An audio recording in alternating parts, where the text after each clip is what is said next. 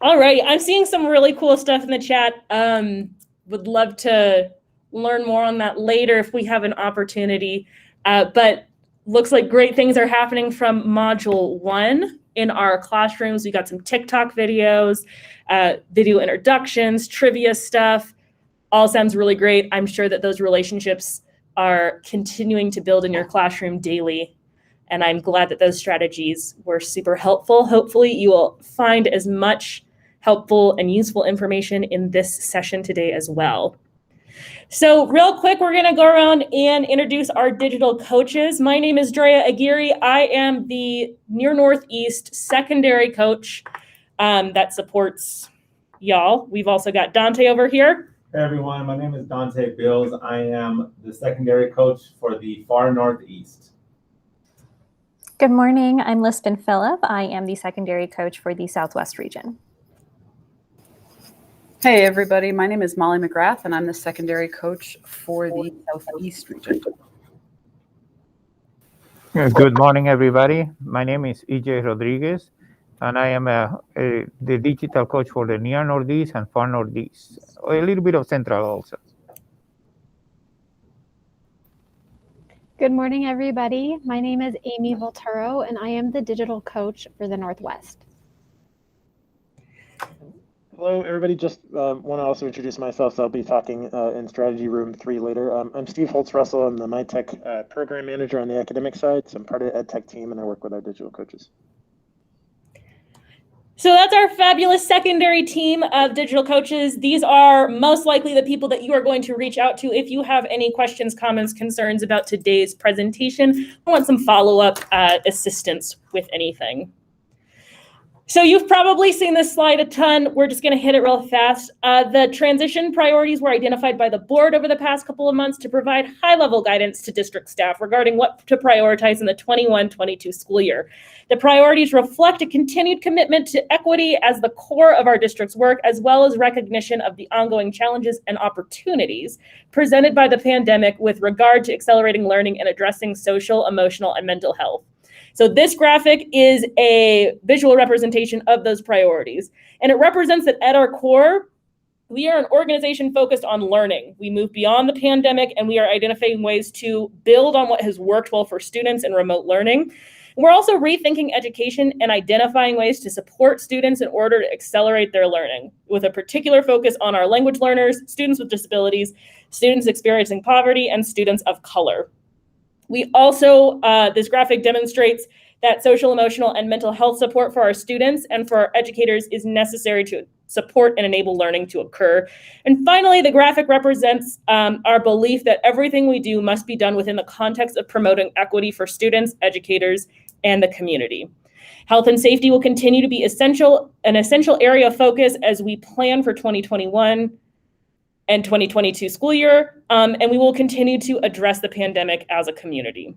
We'll also continue to monitor and address the shifting financial environment that's been created as a result of the economic conditions in our community, state, and country, and the changes in our enrollment patterns as a district. Over the next few months, we're going to identify specific strategies and initiatives that are going to support implementation of these priorities during the coming year and beyond. More information is going to be shared on those strategies and will be identified as we determine what success will look like. And the board will receive these updates on the work on a regular basis during the 21-22 school year. We also have our long-term foundation. So this is our instructional excellence theory of action. It has not shifted, it remains the same, but how we're approaching it is changing. So we've heard clearly from the design group work and the engagement we've been doing since then, that it's not just how schools re-envision their work, but how we as a system move forward. So we need to be intentional about having a focus on student equity that re-engages students in a safe and loving environment and ensures students and communities are authentically engaged in the work that we incorporate as a culture of continuous learning at all levels of our school system. This is the same thing, just in a different form. So if you like this form better and it's speaking to you more, internalize this one instead of the other one.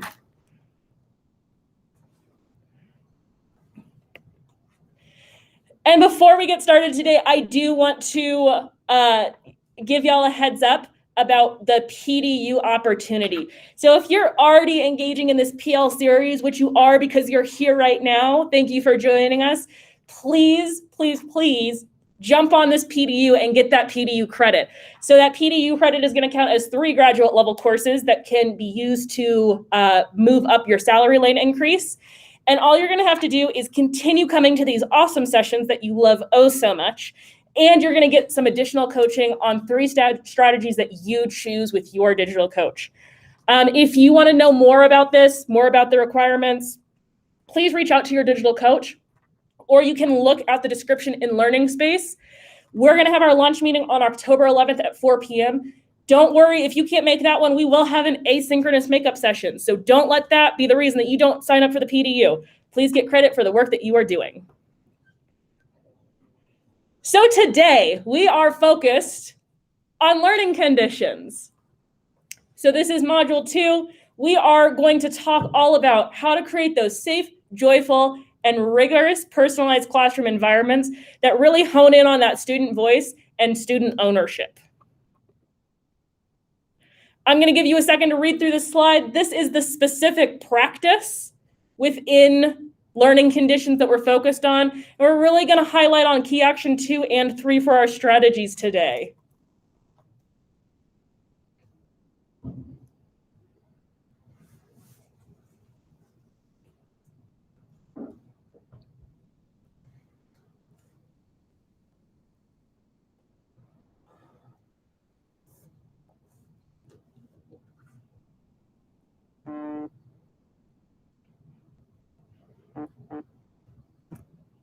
So in a nutshell, what we're going to be talking about today is making sure that we have rigorous tasks that allow students multiple opportunities to show what they know in different ways. So not a one-size-fits-all approach to our common content questions. And we're also going to focus on giving students a way to authentically process information through that background knowledge building and just activating that prior knowledge so that they can connect the content to whatever their real world experiences are. And so if you are joining us from last time, it's very much the same. We're going to have 3 different strategies that you can choose from. If you're looking at these strategies and you say, oh my gosh, I want to do all of them, how can I ever choose which strategy to go to? Don't panic. Pick one. We will make sure to have these recordings up on the PL page if you want to take a look at them later on. Those should be available about a week after the session. And you'll be able to go through the other presentations. You also have full access to this deck, which has been dropped in the chat. And that'll give you access to all of the resources and materials for all of the strategies. But strategy number 1 or breakout room number 1 is going to be that real world application of content. So we're going to dive into what real world means for different students and how to connect that to our CRE mindset. And then we're going to go into using Pear Deck, Screencastify, Flipgrid, or Edpuzzle in order to make those real world connections and having students generate those avenues of connection. In breakout room number 2, we are talking all about the activation of background knowledge. So we're going to dive into how you can do that through Pear Deck, Edpuzzle, and Screencastify and Flipgrid to really build up opportunities to make sure that everybody is on the same playing field when you come into class. And lastly, we have authentically processing information. This room is going to teach you all about hyperdocs and graphic organizers with different tools. So like I said, we're going to spend the majority of our time in this session in workshopping. Those are going to be our 3 60-minute breakout sessions. You choose one of the 3.